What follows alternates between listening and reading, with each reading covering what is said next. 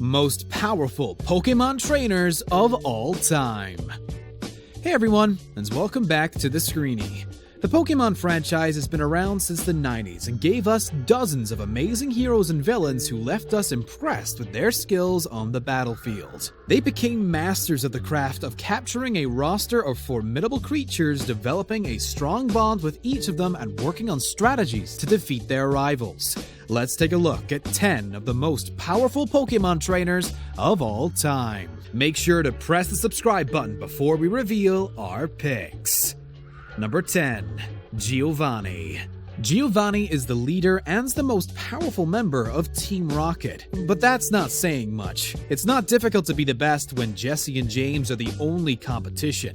In fact, we can't even imagine how much more Giovanni would have accomplished if he didn't spend half of his time dealing with their nonsense. His second biggest weakness is his affinity for ground-type Pokemon, but that still doesn't change the fact he's an expert trainer everyone's scared of. Even the most powerful fighters out there struggle to defeat this sinister character. He stood his ground against many fan favorites and even gave Red a run for his money. It was obvious that the young master had a hard time beating him during their face-off, but he eventually scored the win. One of Giovanni's biggest accomplishments has nothing to do with his battles and everything to do with the most powerful creature he ever trained. He seized control of Mewtwo, but this legendary Pokemon eventually escaped his grasp. Can you imagine all the havoc Giovanni would wreak if he managed to keep a hold of him? Number 9. WALLACE. Wallace's appearance in the anime was very brief, but pretty memorable, and this trainer quickly proved he's not someone you would want to mess with. He was the champion of the Hoenn region and even organized an annual contest named after him. This may seem a little vain, but it only goes to show how much his community appreciates his amazing accomplishments. Wallace is a water-type specialist, which should be one of his greatest weaknesses because it's never a great idea to stick to a single type of Pokemon, especially the one that's not extremely strong. Fortunately, this champion is pretty skilled at using the strengths of these creatures, including his beloved Milotic. The rest of his team changes pretty often, but it's mostly filled with water types. Wallace may not have the most impressive pack of Pokemon out there, but he can still dominate the arena with ease because he's an amazing strategist who always sticks to his guns. Number 8. Steven Stone. When we meet Steven for the first time, he was also the champion of the Hoenn region, and the audience quickly learned he won this title fair and square. He proved himself as brave, wise, and a trustworthy character with the leader-like personality who's always in control. When he first came face-to-face with Ash and his friends, he helps them get out of trouble and find a place to train for the upcoming battle. Stone has a soft spot for steel-based Pokemon, which is his biggest strength and weakness at the same time. His collection is pretty impressive and features several formidable specimens, but his rivals often know exactly what to expect. That still doesn't mean they're getting an easy victory against Steven, especially if his Metagross comes out to play. Training Pokemon isn't even his biggest passion. Steven spends a lot of time searching for rare stones and usually looks for them in places where Pokemon like to hide. Number 7. Ash. Say what you want about Ash Ketchum, but he's bound to make the cut because, well, he's Ash Ketchum. He's the one who introduced most of us to the world as the main protagonist of the original series. Ash often came under fire for not staying true to his mantra, gotta catch 'em all, because he never came even close. Despite the fact he doesn't have the most impressive collection of Pokemon on the market, he did a pretty impressive job with the creatures he had in store. He was still a relative newbie when he won Orange's Island's League Championship, but made a couple of rash decisions along the way while following his dream to become a Pokemon master. Instead of sticking to a set of powerful creatures, Ash was prone to trying new things and catching a new crop of region-specific Pokemon each season. The sky would be the limit if he just managed to keep his head in the game, but Ash is still the trainer we grew up with, and we can't help but take our hat off to him.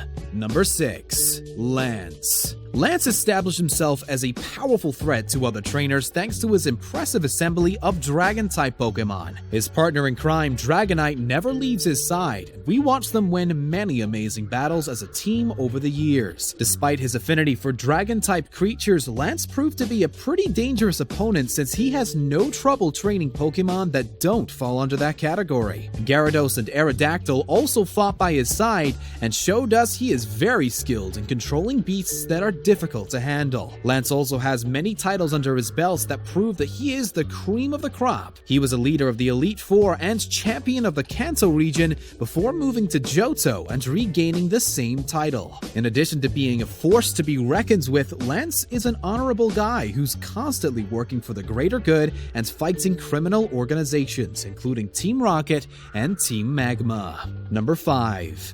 Blue. Every great Pokemon trainer needs an arch nemesis, and Red got what he was looking for in Blue. This character served as an inspiration for Gary from the main series, but we can all agree that Blue distinguished himself as a much better player and more powerful antagonist. His self-absorbed and snarky personality turned him into a character who's hard to love, but we can't help but admit he's one of the most talented young trainers out there. His ambitious nature came in handy along the way, and he even became a league champion at one point, only to be stripped off of this title by none other than Red. Their rivalry has been one of the driving forces of his success, but we watched Blue face many epic players outside the Pokemon Origins anime. He's one of the main protagonists in several games, and they saw him evolve into a kinder person who's capable of facing defeat with grace and treating his challengers with respect. Number 4. N. N is one of those villains who are there to remind us some of them are fighting for a righteous cause. He's actually deeply attached to Pokemon and believes they shouldn't live in captivity. He strives to put an end to Pokemon battles, but that doesn't change the fact he frequently engages in them. N isn't just a casual fighter, but a pretty strong opponent you definitely wouldn't want to mess with, and he defeated several powerful trainers who crossed his path. Unlike the games, the anime doesn't portray N as an antagonist. He's a defeated member of Team Plasma who serves as an ally to Ash and his friends. His views are still the same, and he believes humans are using Pokemon for their own gain until seeing how kindly Ash treats his beloved companions. No matter which version of N you like more, he's a pretty complex and powerful trainer because he has a strong bonds with Pokemon that he's befriended on his adventures. Number 3. Cynthia.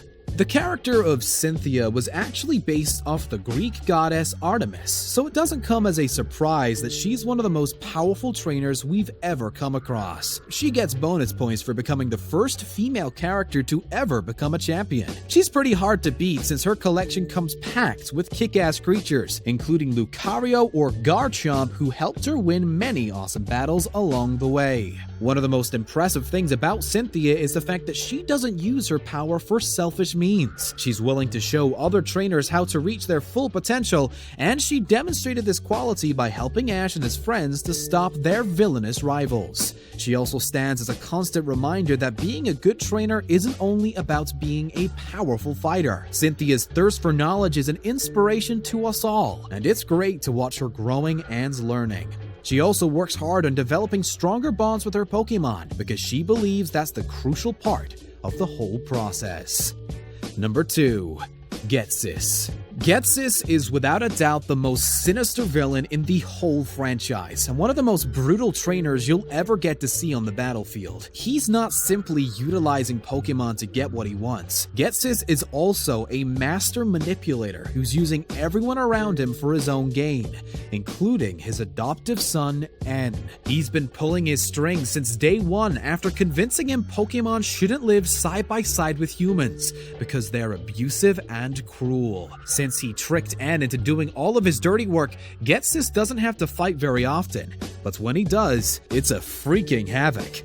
It's almost impossible to beat him because he spent all his life fighting dirty to come out on top and has no trouble doing it all over again. His powerful roster features several Pokemon that are pretty difficult to defeat, but fans of the game came up with several creative strategies to face this final obstacle. Number 1. Red. If you're judging the skill sets of a Pokemon trainer by the number of creatures they have caught, Red definitely takes the crown. With 150 captures, he has a more impressive collection than any trainer we can think of, and that's what makes him the ultimate champion.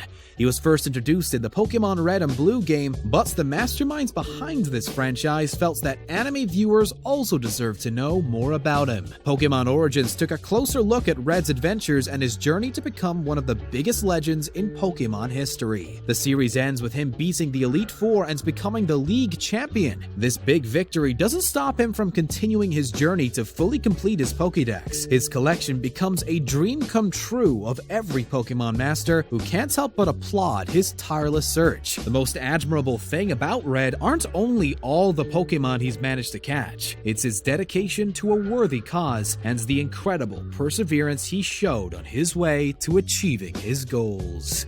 Thank you very much for watching today's video. Make sure to subscribe to our channel for more amazing content, and don't forget to check out one of the other 2 videos on your screen.